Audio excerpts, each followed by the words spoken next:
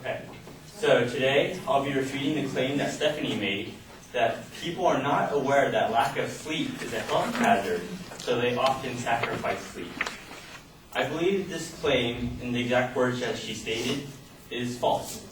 The counterclaim that I'll make is that although people are aware of the health hazard of lack of sleep, they often sacrifice sleep regardless.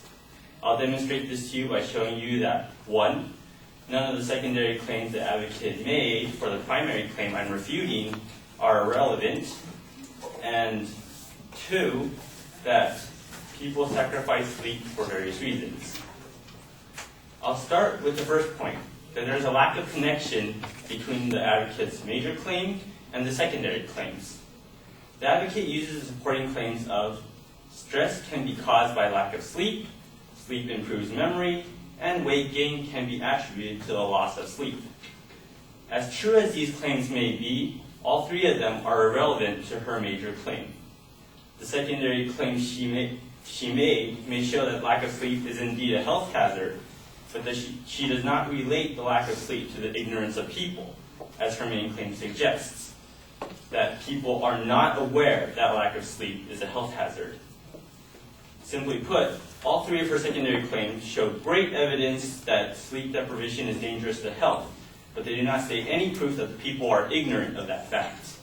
Thus, the ground she provides for her claim is void of the warrants that show how they are able to support her claim. This brings me to my counterclaim.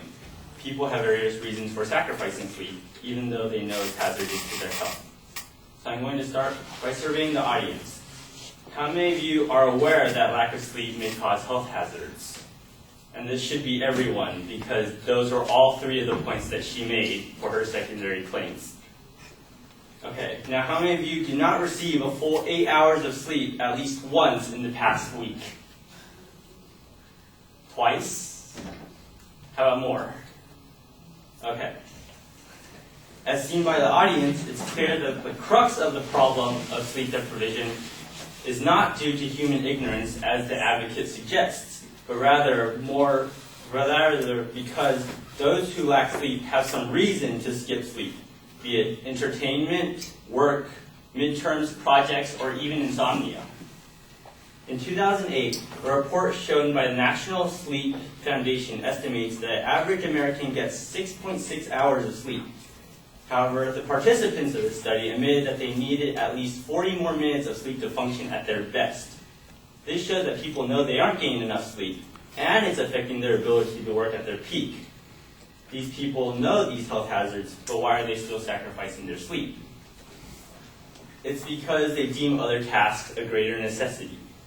In 2007, a study of almost 50,000 Americans by Matthias Basner, a researcher at the University of Pennsylvania School of Medicine, showed that those who had 4.5 hours of sleep or less were usually people who worked 93 minutes longer than the average American. Tens of thousands of Americans are losing sleep due to their work. The work isn't the only reason that's keeping people from sleeping. In 2007, a study by Pamela Thatcher, a psychology professor at St. Lawrence University of Canton, New York, shows that 2/3 of the students pulled at least one all-nighter during a semester. 66% of those students not only lacked sleep, but skipped the entire day of sleep for their studies. There are even more reasons why people give up sleep. In March of 2009, Dr. David Schulman, the medical director of the Emory Clinic Sleep Disorders Laboratory in Atlanta, Georgia, spoke of the reasons of lack of sleep. It's been entertainment, internet, playing games, or TV. People have all sorts of distractions they didn't have back then. People are aware that lack of sleep may result in all sorts of health problems, but that's not stopping them from sacrificing it in order to gain a few more hours to do what they need or want to do.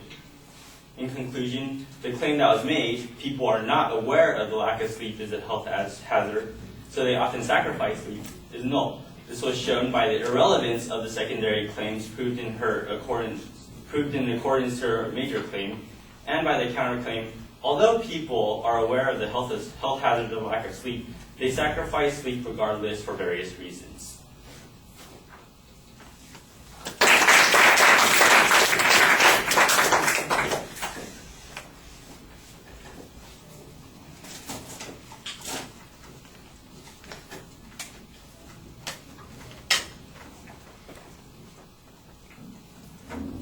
What was the time? 4:58. All right.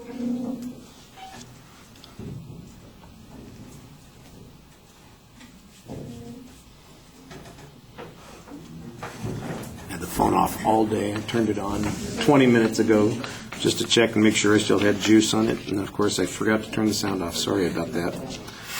Vincent, you start off outlining your own counter strategy on the issue, and that makes a lot of sense given that your argument is that the secondary claims presented by the advocate don't advance the main proposition that they are, in fact, largely irrelevant. And then you suggest a series of counterclaims. Now, the only problem that I have with the counterclaims is that you frequently simply present the evidence and start introducing that, and then we're supposed to infer from that what the claim is. I think you'd be better off if you made a clear declarative sentence first and then presented the evidence to support it. You're kind of doing it a little bit backwards. But I like the diversity of the evidence that you cited on these issues. Each of these points actually gives good justification. There was one thing that occurred to me that I saw just recently. You mentioned, for instance, the entertainment and distractions and all those other kinds of things. One thing that you mentioned early on that I was thinking I was going to get some evidence on and we didn't, and that was the issue of insomnia. I saw a story over the weekend that said that